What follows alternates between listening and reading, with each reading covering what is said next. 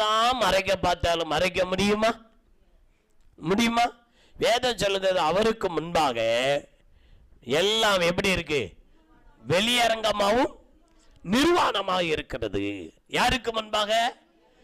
தேவனுக்கு முன்பாக, கர்த்தருக்கு முன்பாக, இயேசுவுக்கு முன்பாக வெளியரங்கமாகவும் நிர்வாணமாக இருக்கிறது.